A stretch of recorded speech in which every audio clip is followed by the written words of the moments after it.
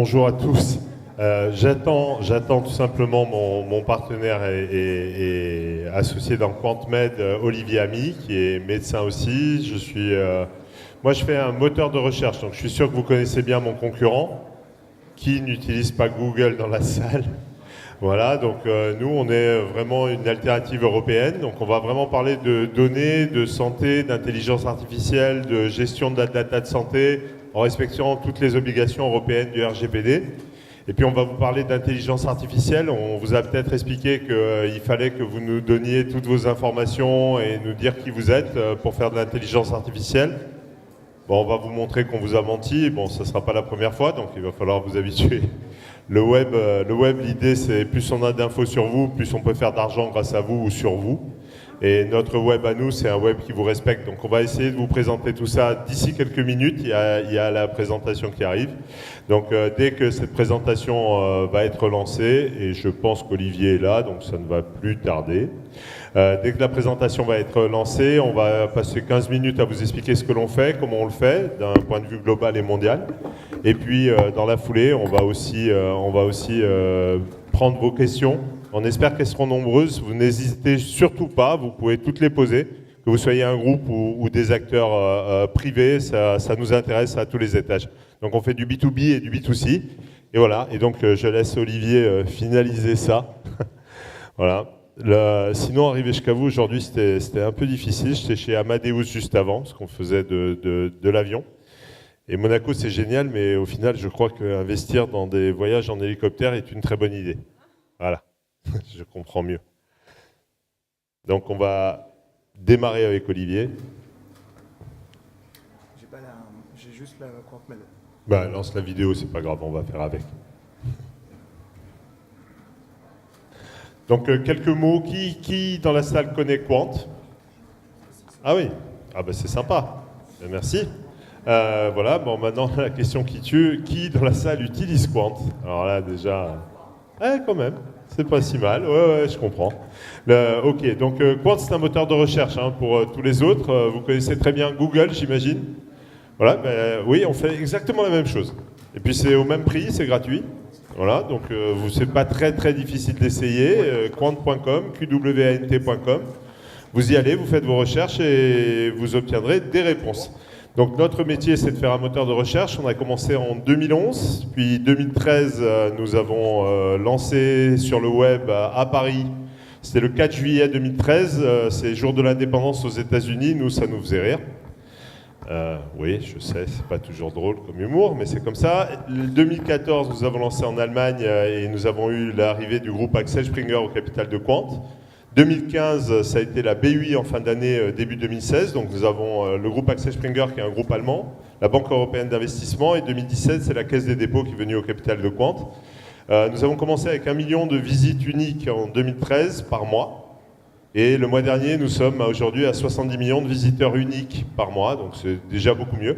Après, si vous nous comparez à Google, ils sont à 1,5 milliard le mois dernier, donc nous, 70 millions, c'est tout petit. Si vous nous comparez aux startups, qui a une startup dans la salle? Qui aimerait avoir 70 millions de visiteurs uniques le mois dernier? Voilà, venez nous voir, si vous avez un truc sympa qui respecte les gens, on les met en avant et on envoie beaucoup de trafic. Donc notre métier global, c'était ça, c'est de faire Quant, un moteur de recherche qui avait une particularité, c'était de respecter la vie privée. Donc on va repartir peut-être du début de la vidéo. Et donc depuis le début, on respecte vos données, on ne prend aucune de vos données. Quand vous arrivez sur Quant, on vous anonymise totalement et on n'a aucune information de savoir si c'est vous ou moi qui faites une recherche sur Quant et sur Internet. De plus, on vous donne des réponses du web, de l'actualité, du social, des photos, des vidéos, enfin tout ce que vous cherchez dans un moteur de recherche, plus les réseaux sociaux, sans avoir à vous inscrire. Donc vous êtes complètement protégé, vous venez, vous cherchez, c'est juste votre recherche et vous, personne d'autre n'est au courant. Et donc, le problème d'un moteur de recherche, c'est que dans un moteur de recherche, vous lui confiez tout. Vous lui parlez de votre vie, vous lui parlez de vos problèmes de santé, vous lui parlez de vos idées après minuit, avant minuit, vous lui parlez de vos opinions politiques, vous lui confiez tout parce que vous croyez parler à une machine. Pas de chance, vous parlez à des algorithmes qui, eux, sont contrôlés par des humains. Donc on s'est très rapidement rendu compte qu'il y avait un autre problème, c'est qu'en réalité, dans un moteur de recherche, on sait si vous êtes malade ou en bonne santé. Et si on va loin et qu'on sait qui vous êtes, ben on pourrait revendre ça à vos assureurs, revendre ça à votre banque et tout un tas d'autres choses. On s'est dit rapidement que ça ne pouvait pas marcher. Ça, c'est dans le cas de la santé. D'ailleurs, si moi, je faisais ce qu'a fait Grindr, est-ce que vous connaissez le réseau Grindr? Grindr, c'est un réseau social pour homosexuels, donc pour les gays. Et l'idée de Grindr, c'est tout simplement de mettre en relation les personnes qui ont envie de se rencontrer pour une soirée ou plus si affinité. Et donc, résultat, ce qu'a fait Grindr, c'est qu'il demandait la séropositivité de ses membres. Et pour aller au bout, il a revendu la séropositivité de ses membres à des partenaires. Voilà, donc vous êtes venu vous inscrire pour une relation entre adultes consentants, et vous terminez avec vos données de santé revendues à des partenaires.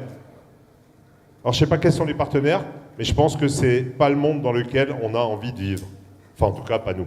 Donc, partie de ça, et puis en tombant sur Olivier, on s'est dit il faut qu'on fasse plusieurs choses. Première chose, c'est qu'on met un moteur de recherche dans lequel vous allez pouvoir faire de la recherche, évidemment sur la santé, sans que personne ne sache ce que vous cherchez.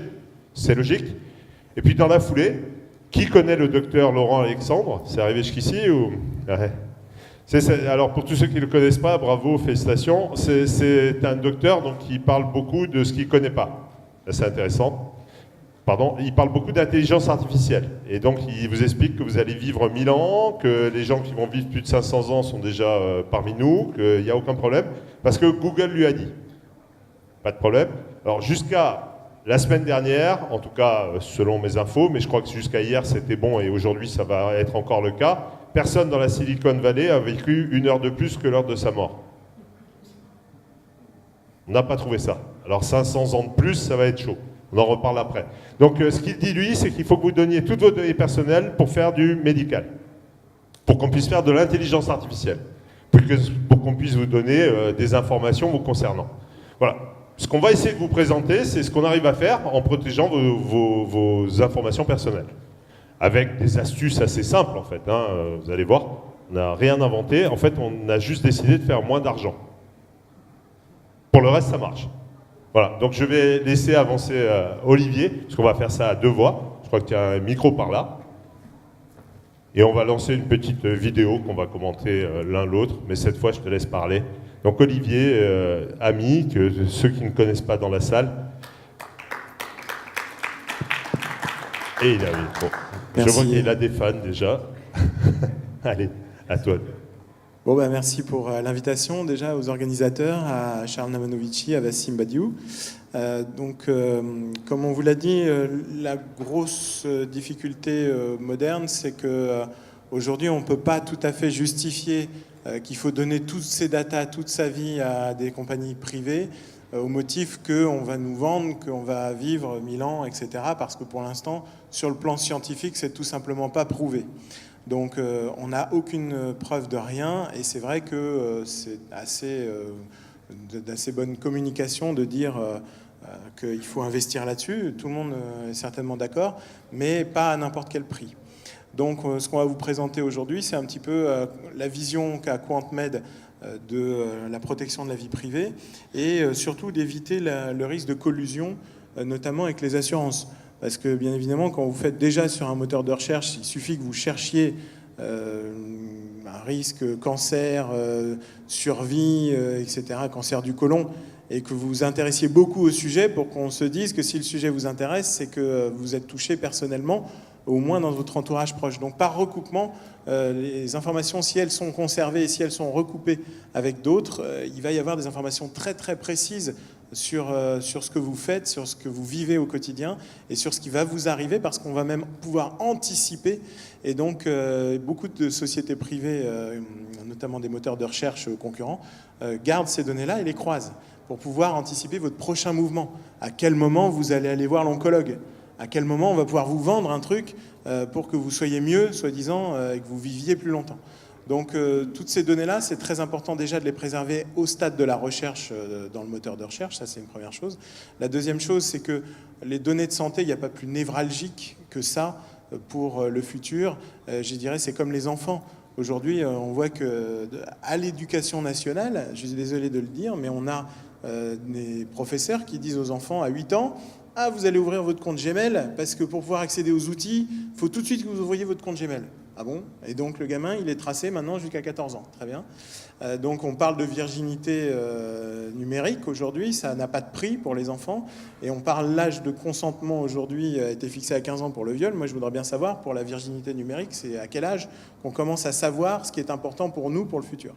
Donc c'est très important d'être vigilant sur tous ces aspects. Et enfin pour finir, l'intérêt des données de santé, c'est qu'elles appartiennent au patient.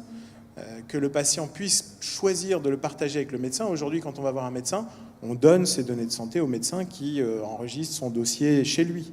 Donc il y a un lien de confiance qui s'établit avec le médecin et on dépose. Et d'ailleurs, le législateur a prévu que tous les médecins sont hébergeurs de données de santé. Simplement, le seul problème, c'est quand vous ressortez de chez le médecin, c'est lui qui a votre dossier. Donc quand vous voulez partager l'information avec un autre médecin qui ne vous connaît pas, tout de suite, on est bloqué. Donc il y a le DMP qui se met en place. La grosse question, c'est qu'est-ce qu'il y a de mieux aujourd'hui pour protéger les données de santé? Est-ce que c'est un coffre-fort virtuel ou non? C'est-à-dire vous mettez un coffre-fort avec une paroi d'1 mètre, vous arrivez avec une chignole d'1,50 m, vous faites un trou dedans, vous repartez avec le disque dur sous le bras, ça c'est les Panama Papers. Donc c'est extrêmement dangereux de faire ça. On considère chez Quant, parce qu'on a l'habitude de faire de la protection de la vie privée, et c'est un vrai métier, qu'il faut mettre les données de santé à 30 km sous la couche terrestre. La croûte terrestre, elle va permettre de ne pas avoir de chignole suffisamment longue pour les atteindre. Donc le niveau de difficulté qui va être proposé aux programmeurs, aux hackers, et surtout aux compagnies privées qui s'intéressent à vos datas, c'est de ne pas pouvoir y accéder sans avoir énormément de temps à y consacrer, et donc plusieurs vies. Et donc voilà, donc on en est arrivé à la conclusion que, il faut que les données de santé, elles appartiennent au patient. Il nous paraît improbable que le patient les confie à un autre tiers de confiance qu'un médecin. Deuxièmement, il faut que les données de santé, le patient puisse les garder en mode local sur sa machine ou de préférence dans un cloud distribué, mais qui soit sécurisé, crypté, que ce soit son choix, que ce soit sa décision, que rien ne se passe dans son dos. Donc ça ne peut pas être garanti par autre chose qu'une organisation non-profit. Si vous donnez les datas qui sont hébergées par une société privée, eh ben, il y a un risque de collusion parce que les assurances peuvent rentrer au capital. Donc chez Quant, on a considéré que Quant ne peut pas garder les données de santé. D'ailleurs, c'est comme le moteur de recherche, il ne les garde pas. Donc soit deux solutions, soit le patient les garde sur sa machine et permet de les partager. Quant est en train de sortir une version masque pour le moteur de recherche qui va permettre d'avoir un profil personnalisé mais qui reste chez vous et que vous pouvez activer. Si vous voulez avoir des solutions qui sont personnalisées par rapport à votre profil, vous gardez vos informations chez vous et vous pouvez activer le mode masque. C'est la même chose pour les données de santé. Vous pouvez garder vos datas de santé et activer éventuellement le partage avec qui vous voulez et puis le désactiver quand vous avez fini. Donc on va vous présenter un certain nombre d'outils qu'on est en train de développer et qu'on va mettre à disposition des éditeurs de logiciels parce qu'évidemment on n'est pas concurrent des éditeurs de logiciels. L'objectif, c'est pas de recréer tout ce qui existe, c'est au contraire de donner une plateforme, un lieu commun où tous les éditeurs de logiciels vont pouvoir proposer quelque chose qui sera dans le respect de la vie privée et dans le respect des données de santé de chacun. Donc vous voyez bien évidemment qu'il y a beaucoup de risques auxquels sont soumis les données de santé. L'intérêt pour les gens, c'est de pouvoir être suivis par plusieurs médecins qui partagent l'information. Par exemple, pour la chirurgie ambulatoire, vous avez pris votre rendez-vous avec le chirurgien, il vous a programmé une intervention, il vous a fait signer des papiers d'information et de consentement, vous avez rendez-vous avec l'anesthésiste, et puis le jour de l'opération, vous arrivez, vous programmez le jour et l'heure de l'opération et vous vous informez où vous en êtes. En retournant chez vous après l'opération ambulatoire, vous dites si vous avez mal, vous renseignez un certain nombre de critères et vous êtes suivi et surveillé à domicile avec des outils connectés qui permettent d'éviter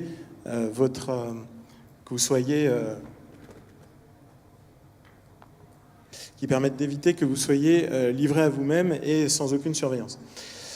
Ensuite, l'intérêt pour la recherche que vous faites, c'est d'avoir des outils qui soient adaptés à votre recherche. C'est-à-dire que quand vous êtes un patient, vous pouvez chercher, par exemple pour de la fièvre, vous pouvez stipuler sur QuantMed où vous avez mal et quelle est la région concernée, par exemple la tête, et puis vous allez pouvoir avoir un certain nombre d'informations qui sont en lien avec ça. Donc il suffit de renseigner des choses qui ne seront pas gardées par Quant. Encore une fois, c'est soit vous le gardez sur votre ordinateur, soit vous le faites oublier complètement et vous avez à retaper à chaque fois, et vous trouvez immédiatement le médecin qui est spécialiste du symptôme que vous avez. Vous pouvez trouver un certain nombre de choses. De la même manière, vous pouvez aussi prendre rendez-vous directement en ligne, que ce soit avec le le partenaire éditeur de logiciels comme Doctolib ou autre, pour ne pas faire de pub, mais vous pouvez directement prendre votre rendez-vous facilement et vous pouvez avoir des informations qui sont en lien avec votre pathologie. Quand vous êtes un patient, on ne va pas vous afficher du sang, on ne va pas vous afficher des choses violentes, on ne va pas vous afficher des choses qui ne sont pas en rapport avec ce que vous cherchez. Par contre, si vous êtes médecin, vous pouvez switcher le début de la recherche et là, vous allez avoir accès aux dernières vidéos de pose de prothèse, au robot qui va opérer. Vous pouvez avoir accès à tout ça. Donc, l'intérêt pour vous, c'est de différencier un petit peu le niveau de recherche et d'avoir des outils qui correspondent un peu plus à ce qui vous intéresse. Et puis enfin, vous allez avoir votre dossier médical. L'intérêt du dossier médical, c'est qu'il y a un protocole, il y a des outils complémentaires de la blockchain qui permettent d'anonymiser vraiment et de vous garantir qu'à aucun moment vos données n'ont été violées. Et de vous permettre aussi de partager quand même, malgré tout, ces datas avec les médecins que vous souhaitez et les éditeurs de logiciels que vous souhaitez. Et donc, l'idée globale, c'est vous avez et un moteur de recherche et la possibilité d'avoir une fondation qui captera vos données. Alors, encore une fois, nous ne sommes pas là pour nous mettre à la place des fabricants de logiciels. Si vous avez déjà des suites logicielles qui marchent très bien et qui garantissent la vie privée, super. On fournit des API, nous vous donnons la possibilité de faire tout un tas de choses. Mais je voulais rajouter 2 points. Un des 2 points, c'est un moteur de recherche, c'est que de l'intelligence artificielle. Nous avons besoin important de données qui viennent d'un peu partout sur Internet et nous devons les traiter avec des produits très puissants. Donc nous sommes partenaires d'NVIDIA, par exemple, qui produit des DGX1, DGX2, qui sont des systèmes qui vous permettent de calculer de façon très très massive de la donnée et de la donnée très performante. Et donc aujourd'hui, on s'est dit, on allait faire 2 choses. Premièrement, il nous faut récupérer la data sur Internet pour vous donner à vous en tant que patient ou à vous en tant que médecin le maximum d'informations réelles, en choisissant ce que l'on a à présenter. On l'a fait pour les enfants, on a créé Quant Junior et on a créé une partie éducation. Et dans Quant Junior, vous n'avez pas de violence et pas de contenu adulte. Et bien dans QuantMed, sur cette partie-là, vous aurez que des choses réellement scientifiques. Sinon, on peut parler de science-fiction, c'est pas un problème. À ce moment-là, vous allez dans Quant et vous faites de la recherche de science-fiction. Pas de souci. Donc l'idée globale, c'est toutes ces données-là, on l'a complétée avec une offre très spéciale, avec un cloud très particulier. En fait, c'est un cloud de puissance en intelligence artificielle. Avec comme idée, imaginez 2 secondes, vous êtes médecin. Olivier, lui, il est médecin. Donc de temps en temps, qu'est-ce qu'il fait? Il fait gynéco et de temps en temps, il est radiologue. Et quand il a fini tout ça, il passe chez Quant et il dit alors maintenant, on va faire un truc génial. Et il crée Baby Progress. Je ne sais pas si vous l'avez vu. L'idée globale, c'est vous prenez une personne enceinte, ma femme vient d'accoucher, ça tombe bien, c'était dans ses mains. Vous la passez au scan, et résultat derrière, il modélise le bébé qu'il vient de trouver et le met en 3D. Génial. Ensuite, la femme peut le revoir, mais lui surtout, il peut voir si le bébé va bien, s'il est bien, si c'est parfait. Et puis surtout, si à la 39e semaine, il faut faire une action de césarienne et l'anticiper, ou si ça va bien se passer. Alors pas de chance pour lui, il était prêt à tout, il voulait sa césarienne, c'était nickel, mais il a dû accoucher ma femme de façon totalement naturelle, puisque ça passait parfaitement bien. Donc résultat de l'histoire, imaginez 2 secondes que ces données-là sur le bébé soient remontées dans un cloud qui est un peu différent du nôtre, qui soit calculé, et que mon bébé, à partir de maintenant, il appartient à Google. Donc on sait s'il est bien formé, s'il est en bonne santé, si la maman va bien, si toutes ces options-là, et ça commence à être distribué gentiment, avec tout un tas de choses. Dans notre cas à nous, non, ça part du médecin, ça monte, c'est calculé, parce qu'il faut bien de la puissance de calcul, et vous ne l'avez pas forcément là où vous êtes, même pas avec vos logiciels, et c'est ramené vers le médecin de façon totalement chiffrée, et moi je ne sais pas quel bébé c'est. Ça n'a aucun sens que je le sache d'ailleurs. Est-ce que vous croyez vraiment que ce sont mes informaticiens qui savent dire à la fin s'il faut un acte chirurgical ou pas? Non, ce sont les médecins. Non, ce sont les hôpitaux, non, ce sont les chercheurs. À l'inverse, ce qu'on sait faire, c'est mettre en place des outils d'intelligence artificielle, mettre en place toutes les données dont nous avons besoin, parce que nous avons besoin de centaines de milliers d'images, de millions d'images, et de les traiter. Sauf qu'une fois qu'on a traité l'image, il faut que ce soit les médecins, les chercheurs et les scientifiques ou les hôpitaux qui finissent l'action sur cette image. Pas nous. Parce que sinon, je peux vous dire un truc, ce qui va être très sympa, c'est que vous allez tous vivre 500 ans, peut-être, mais en tout cas, ce qui est sûr, c'est que vous allez tous mourir si vous donnez à mes informaticiens la solution à vous donner pour vous sauver de ce qu'ils viennent de trouver avec de l'intelligence artificielle. Parce qu'aucun d'entre eux ne sait ce qu'il a trouvé. La machine sort des résultats, des stats géantes, et vous donne la possibilité de travailler avec.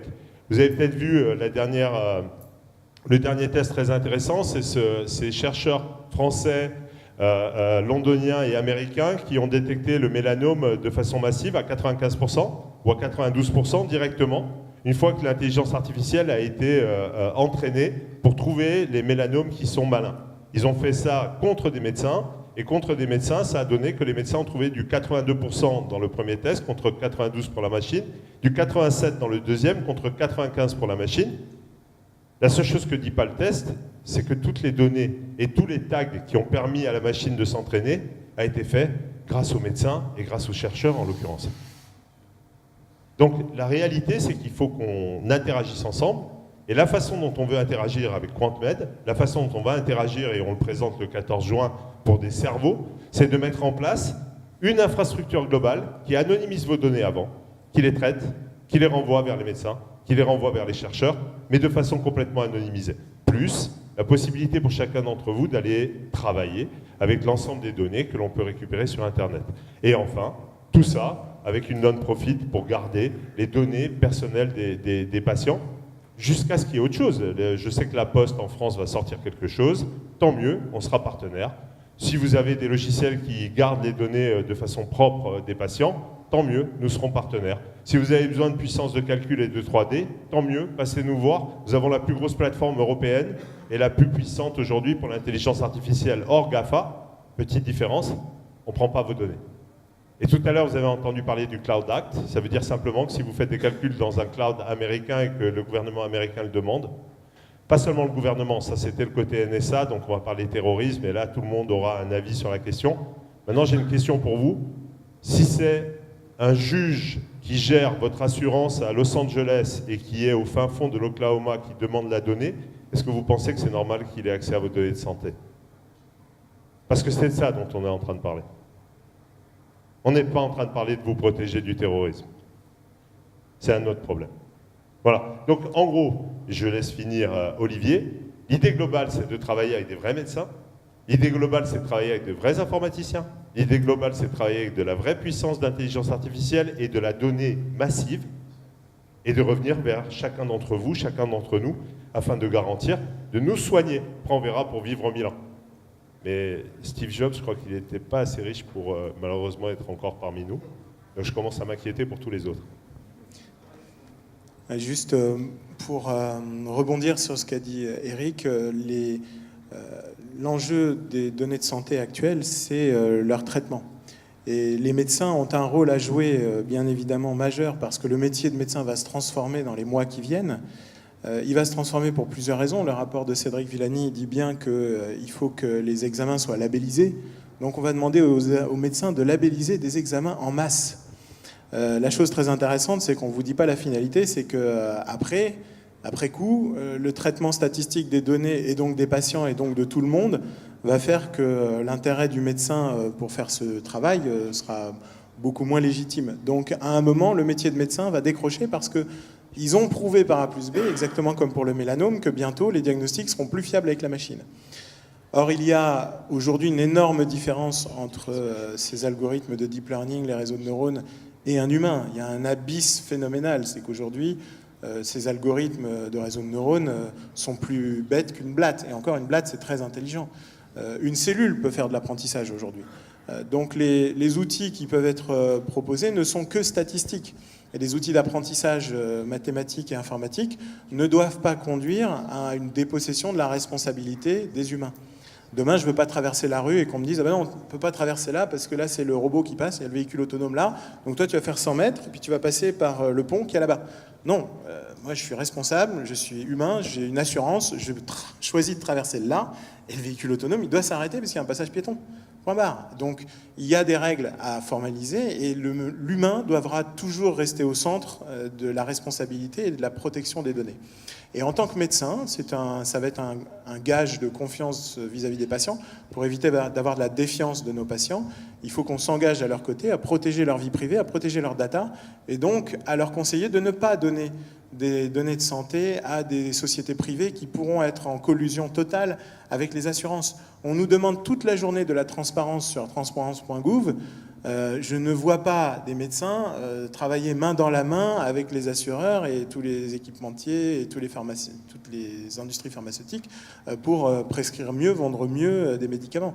Au contraire, si l'intelligence artificielle doit apporter quelque chose dans ce monde, c'est apporter un bienfait. Et le bienfait, c'est d'éliminer tout ce qui est inutile, tous les médicaments qui servent à rien, toutes les procédures qui sont dangereuses, les détecter, les prévenir, et d'être dans une véritable médecine prédictive et préventive, sans que ce soit le patient le produit. Voilà. Et ça, c'est la philosophie que Quant a adoptée. Et pour finir sur le titre de ce que l'on vient de vous présenter, médecins et patients dans le monde des data, ben, vos data doivent rester les vôtres. Et d'ailleurs, qui utilise ça pour allumer son téléphone? Pour l'ouvrir? Une personne, 2 personnes, 3 personnes, pas mal. Vous pouvez me dire comment vous changez le mot de passe, là? Oui, c'est personnel, oui, c'est dur hein, de changer son empreinte. Voilà, ça c'est la partie data. Pensez qu'aujourd'hui, c'est en lien direct avec vous. C'est plus un machin que j'ai fait sur Internet.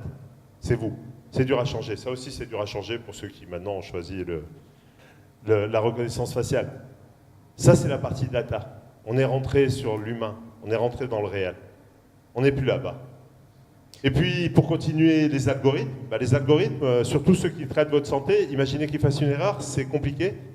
Donc, pensez qu'un peu tout, c'est intéressant. Et puis, ces algorithmes n'ont pas besoin de toutes vos datas. Et moi, j'ai une question pour vous, à votre avis, pour vous dire que vous avez la grippe ou pas la grippe, est-ce qu'on doit savoir quand vous êtes né, qui vous êtes, quelle est votre taille, quel est votre poids, quelle est votre femme, d'où vous venez, où vous allez en sortant? Alors, pourquoi on vous le demande? Pour la grippe. Alors pour le reste, je ne vous en parle même pas. Donc l'idée globale, c'est réfléchissons 2 secondes, revenons à la réalité. Il n'y a rien de compliqué chez nous.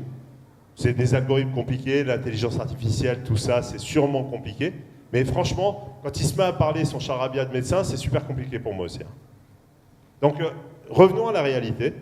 Les algorithmes, l'intelligence artificielle, les médecins, tous ensemble, main dans la main, on arrive à de l'intelligence artificielle dans un monde de confidentialité respecté, avec le respect évidemment du patient, évidemment du praticien, et avec de l'entraide avec de l'intelligence artificielle. Ça, c'est ce qu'on pourrait amener. Ça, c'est ce que nous, on va amener. Ça, c'est pas ce qu'on va vous vendre. Donc, dans les mois qui viennent, faites juste attention. Et le truc bien, pour une fois, allez, on va se faire plaisir. L'Europe, elle, a choisi le respect des utilisateurs avec le RGPD et puis le règlement e-privacy derrière. Il va falloir faire un peu plus attention que d'habitude quand on va choisir ses partenaires, ses fournisseurs et les gens avec qui on va échanger les datas de santé de vos patients ou de mes clients. Donc à partir de maintenant, et en tout cas pour Quant, vous avez une alternative, vous avez une solution. Pas une solution à tout, mais si vous passez nous voir, vous allez rester assez étonné de ce que peut faire l'Europe, de ce que peut faire l'INRIA, de ce que peut faire les grands groupes de chercheurs internationaux quand on est en partenariat avec les médecins. Voilà, donc l'intelligence artificielle, au lieu d'en avoir peur, on la prend à bras-le-corps, on la travaille ensemble, et c'est une aide pour tout le monde. Ça fera plus de temps à regarder la superbe mère que vous avez en face, mais en soignant au mieux les patients. Voilà, merci à tous. Et je voulais juste souligner,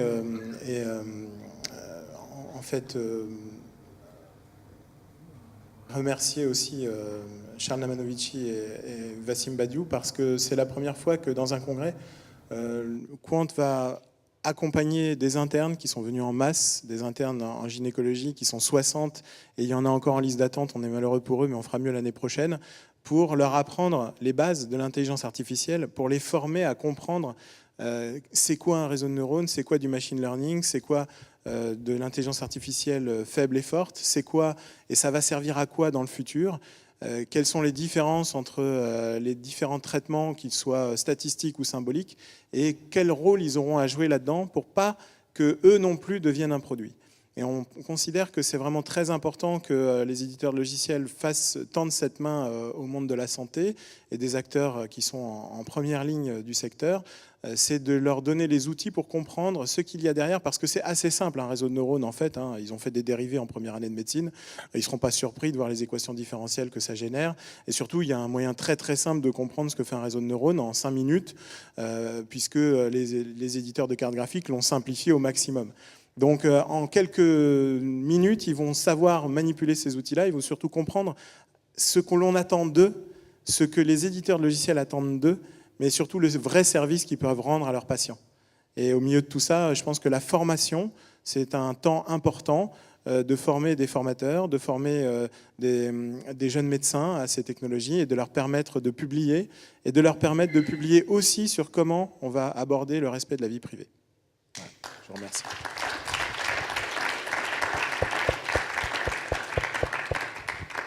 Et triple merci aux organisateurs et à l'ensemble de l'événement. Merci à vous tous. Si vous avez des questions, on a encore quelques minutes pour y répondre. On peut les poser de façon globale, les questions ou pas? Oui, oui. J'aimerais bien.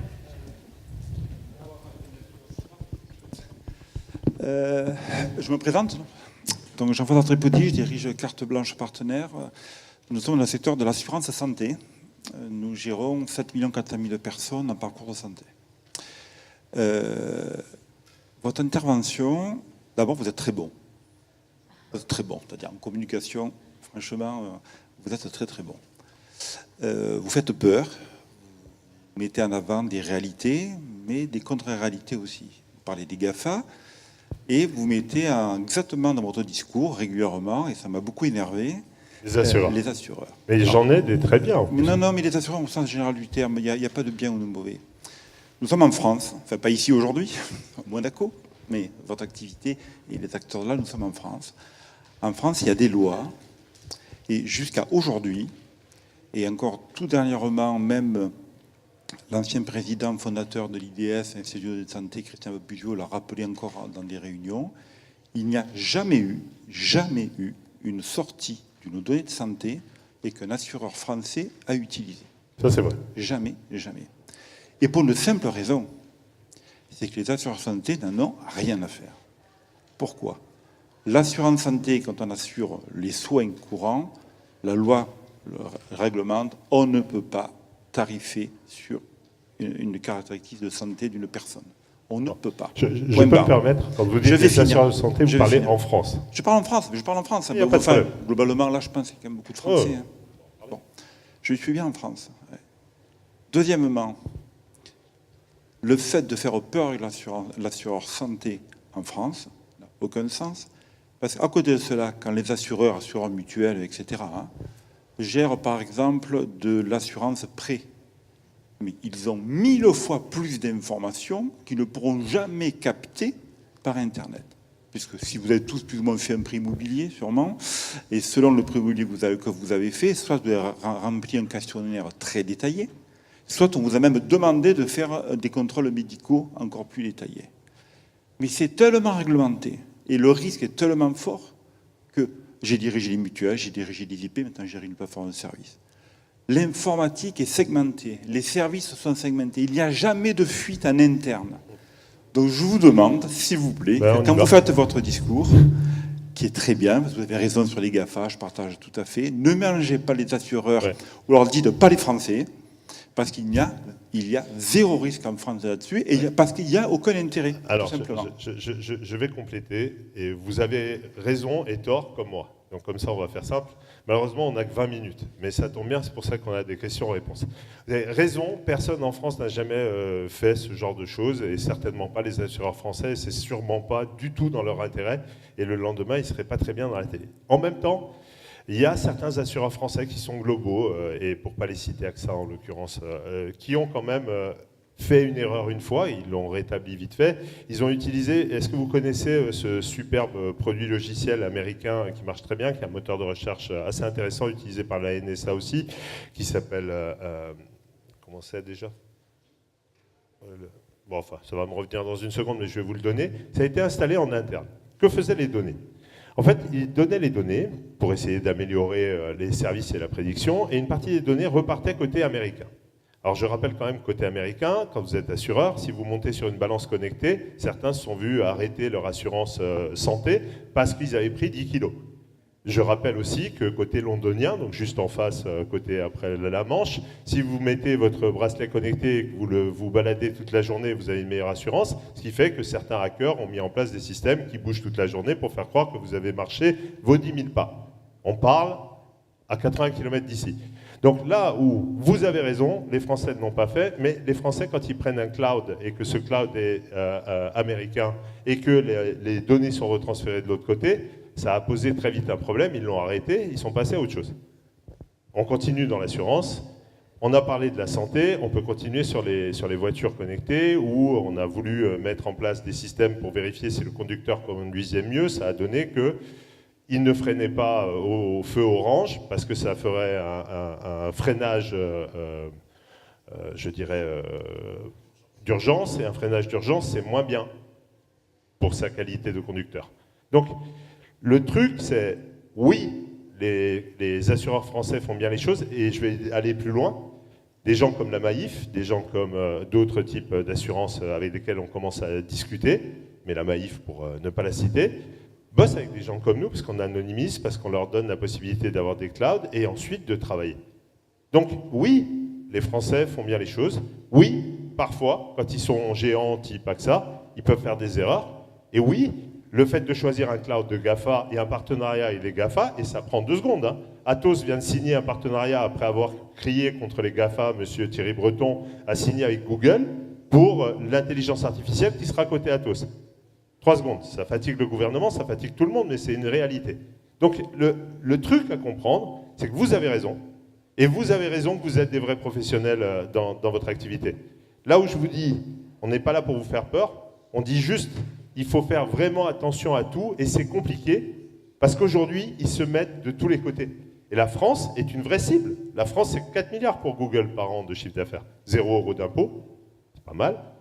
Mais c'est 4 milliards de chiffre d'affaires. Donc, si vous voulez l'étendre, il va falloir faire un peu plus dans l'assurance et le reste. Et donc, pour finir et aller dans votre sens, oui, la prochaine fois, j'exclus la France, mais non, je ne peux pas l'exclure quand je dis qu'il faut faire attention à où vous choisissez votre cloud.